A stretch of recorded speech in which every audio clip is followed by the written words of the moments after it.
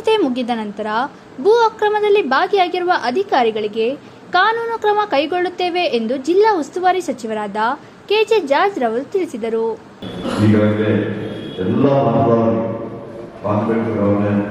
ನಮ್ಮ ಚಿಕ್ಕಮಗಳೂರು ಮತ್ತು ಉಡುಪಿ ಈ ಪಾರ್ಲಿಮೆಂಟ್ ಕಾನ್ಸ್ಟಿಟ್ಯೂನ್ಸಿ ಎಲ್ಲ ಶಾಂತಿಯುತವಾಗಿ ಆಗಿದೆ. ಬಹುಶಃ ಎಲ್ಲ ಬದಲಾವಣೆ ನನ್ನ ವೈಯಕ್ತಿಕವಾಗಿ ಮತ್ತು ನಮ್ಮ ಕಾಂಗ್ರೆಸ್ ಪಕ್ಷದ ವತಿಯಿಂದ ಎಲ್ಲರಿಗೂ ನಾವು ಮಾಡ್ತೀವಿ. ಅವರಿಗೆ ಥ್ಯಾಂಕ್ಸ್ ಹೇಳಲಿಕ್ಕೆ ಇಷ್ಟಪಡ್ತಾ ಇದ್ದೇನೆ. ನಗರದ ರೋಟರಿ ಕ್ಲಬ್ ಒಂದರಲ್ಲಿ ಸುದ್ದಿಗೋಷ್ಠಿ ಏರ್ಪಡಿಸಿ ಮಾತನಾಡಿದ ಅವರು, ಜಿಲ್ಲೆಯಲ್ಲಿ ಸಾಕಷ್ಟು ಭೂ ಅಕ್ರಮ ನಡೆದಿರುವ ಆರೋಪ ಕೇಳಿಬಂದಿದ್ದು, ಭೂ ಅಕ್ರಮ ಮಾಡಿದವರ ವಿರುದ್ಧ ಮತ್ತು ಈ ಅಕ್ರಮದಲ್ಲಿ ಭಾಗಿಯಾಗಿರುವ ಅಧಿಕಾರಿಗಳಿಗೆ ನೀತಿ ಸಂಹಿತೆ ಮುಗಿದ ನಂತರ ಕಾನೂನು ಕ್ರಮ ಕೈಗೊಳ್ಳುತ್ತೇವೆ ಎಂದು ಎಚ್ಚರಿಕೆ ನೀಡಿದ್ದಾರೆ.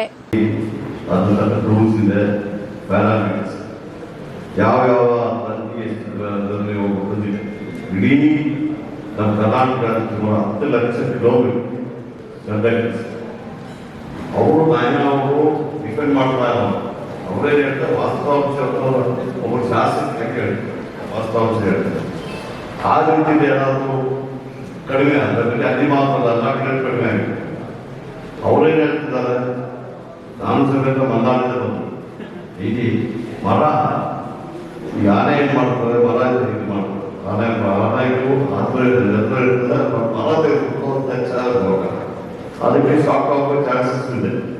ಅದಕ್ಕೆ ಆ ಥರದೆಲ್ಲ ಇದ್ರೆ ಇಮಿಡಿಯೇಟ್ ಆಗಿ ಅದ್ರ ವಿಚಾರದಲ್ಲಿ ಆಕ್ಸಿಡೆಂಟ್ ಹೇಳ್ತೀವಿ. ಗೀತಾ ಶಿವರಾಜ್ ಕುಮಾರ್ ಅವರಿಗೆ ಕಾಂಗ್ರೆಸ್ ಪಕ್ಷದ ವರಿಷ್ಠರು 1 ವರ್ಷದ ಹಿಂದೆಯೇ ಎಂಪಿ ಟಿಕೆಟ್ ಕೊಡಬೇಕು ಎಂದು ತೀರ್ಮಾನವನ್ನು ಕೈಗೊಂಡಿದ್ದರು ಎಂದು ಸಚಿವರಾದ ಮಧು ಬಂಗಾರಪ್ಪ ಅವರು ತಿಳಿಸಿದರು. ಎಂಪಿ ಸೀಟು ಗೀತಾ ಶಿವರಾಜ್ ಕುಮಾರ್ ಅವರಿಗೆ ವರಿಷ್ಠ ಕಡೆಯಿಂದ 1 ವರ್ಷದ ಹಿಂದೆನೇ ಬಂದು, ಯಾವಾಗ ಶಿವರಾಜ್ ಕುಮಾರ್ ಅವರು ಗೀತಾ ಶಿವರಾಜ್ ಕುಮಾರ್ ಅವರು ಪಕ್ಷದ ಪರವಾಗಿ ಇಡೀ ರಾಜ್ಯದಲ್ಲಿ ಮಾನ್ಯ ಸಿದ್ದರಾಮಯ್ಯ ಸಾಹೇಬರಿಂದ ಹಿಡಿದು ಬೀದರ್ವರೆಗೂ ಕೂಡ ನನಗೆ 1.5 ತಾಸು ಇದ್ರಷ್ಟೇ, ಬೇರೆ ಕಡೆ ಹೆಚ್ಚು ಸುತ್ತಿದ್ರು ಅವರು. ಅದಾದಮೇಲೆ ಮಾನ್ಯ ಸುರ್ಜೇವಾಲ ಅವರು ಮನೆಗೆ ಬಂದು ಥ್ಯಾಂಕ್ಸ್ ಹೇಳಿ ಗೀತಾ ಶಿವರಾಜ್ ಕುಮಾರ್ ಅವ್ರನ್ನ ಯಾಕೆ ನೀವು ಎಂಪಿ ನಿಲ್ಲಿಸಬಾರ್ದು ಅಂತ ಬಂದು 1 ವರ್ಷದ ಹಿಂದೆನೇ ಕೇಳಿ. ಸೊ ಆ ಪ್ರಶ್ನೆನ ದಿನೇಶ್ ಅವರಾಗಲಿ ನನ್ನ ಕಡೆಯಿಂದ ಗೊತ್ತಿಲ್ಲ, ಈ ಮಾಧ್ಯಮದಲ್ಲಿ ಅವರೇನಾದ್ರು ಹೇಳ್ಕೊಂಡಿದ್ರು. ನಾನು ಕೂಡ ನನ್ನ ವೈಯಕ್ತಿಕವಾಗಿ ಮೊದಲು ಇದನ್ನ ಚೂಸ್ ಮಾಡಿದಾಗ ಆಯ್ಕೆ ಮಂಜುನಾಥ್ ಅವರನ್ನ ಹೇಳಿ ಅದು ಬರೋದು ಕಾರ್ಯಾಧ್ಯಕ್ಷರು ಕೂಡ ಮಂಜುನಾಥ್ ಅವರು ಹೇಳಿದ್ರು. ವರಿಷ್ಠ ತೀರ್ಮಾನ ಮಾಡಿದ ಮೇಲೆ ಅದು ಫೈನಲ್ ಆಗ್ತದೆ. ಪಕ್ಷದೊಳಗೆ ಯಾರು ಏನೇ ಹೇಳ್ಕೊಂಡ್ರೆ ನೀವು ವರಿಷ್ಠ ಹೇಳಿದ ನಾವು ಕಾಂಟ್ ಚೇಂಜ್ ಅವರ್ ಡಿಸಿಷನ್ಸ್. ಮತ್ತು ಹೇಳಿದ್ವಿ ದಿನೇಶ್ ಅವ್ರಿಗೆ 2 ಸತಿ ಅವಕಾಶ ಕೂಡ ಕೊಟ್ಟಿದ್ದೇವೆ. ಮೋಸ್ಟ್ ನಿಮ್ದು ಪ್ರಶ್ನೆ ಬೇರೆದಾಗ, ಯಾವಾಗ ದಿನೇಶ್ ಅವರಿಗೆ ಕೊಡ್ಬೇಕಾ, ಬೇರೆಯವ್ರು ಯಾರು ನಿಮ್ಗೆ ಕಾಣಲಿಲ್ಲ ಅಂತ ದಿನೇಶ್ ಅವರಿಗೆ ಅದು ಬರಲ್ಲ. ದಿನೇಶ್ ಅವ್ರಿಗೂ ಆಗುತ್ತಾ ಇದೆ, ದಿನೇಶ್ ಅವ್ರಿಗೂ ಗೆಲ್ತಾ ಇದ್ರು ಅಂತ ವಿಶ್ವಾಸ ಇದೆ ನನಗಿಲ್ಲ. ಪಕ್ಷದ ವರಿಷ್ಠರು ಒಂದು ತೀರ್ಮಾನ ಮಾಡಿದ್ದಾರೆ ಫೈನಲ್. ಆಮೇಲೆ MP ಎಲೆಕ್ಷನ್ ಬಗ್ಗೆ ಹೋಗಿದ್ದು ಒಂದೇ ಹೆಸರು, ಯಾರ ಹೆಸರು ಬೇರೆ ಹೋಗಿಲ್ಲ. ಮೊದಲು ಏನು ಮಾಡ್ಕೊಳ್ಳೋದು ಬೇಡ, ಎಲ್ಲರೂ ಕೂಡ ಕಷ್ಟಪಟ್ಟು ಕೆಲಸವನ್ನು ಮಾಡಿದ್ದಾರೆ. ಚಿಕ್ಕಮಗಳೂರಿನಿಂದ ಎಲ್ಲ ಮುಖಂಡರು ಕೂಡ ಇಲ್ಲಿ ಚುನಾವಣೆ ಮುಗಿಸ್ಕೊಂಡು ಅಲ್ಲೂ ಬಂದಿದ್ದಾರೆ. ಯಾವುದೇ ತರಹದ ಗೊಂದಲ ಇಲ್ಲ. ನೈಋತ್ಯ ಪದವೀಧರ ಕ್ಷೇತ್ರದ ಕಾಂಗ್ರೆಸ್ ಪಕ್ಷದ ಅಭ್ಯರ್ಥಿ ಆಯನೂರು ಮಂಜುನಾಥ ಅವರು ಮಾತನಾಡಿ, ಎಲ್ಲ ಪಕ್ಷದ ಅಭ್ಯರ್ಥಿಗಳು ಜಾತಿ ಮತ ಧರ್ಮದ ಆಧಾರದ ಮೇಲೆ ಚುನಾವಣೆ ಎದುರಿಸುತ್ತಿದ್ದಾರೆ. ನಾನು ಈ ಹಿಂದೆ ಮಾಡಿರುವ ಅಭಿವೃದ್ಧಿ ಕೆಲಸದ ಆಧಾರದ ಮೇಲೆ ಚುನಾವಣೆಯನ್ನು ಎದುರಿಸುತ್ತಿದ್ದೇನೆ ಎಂದು ಹೇಳಿದರು.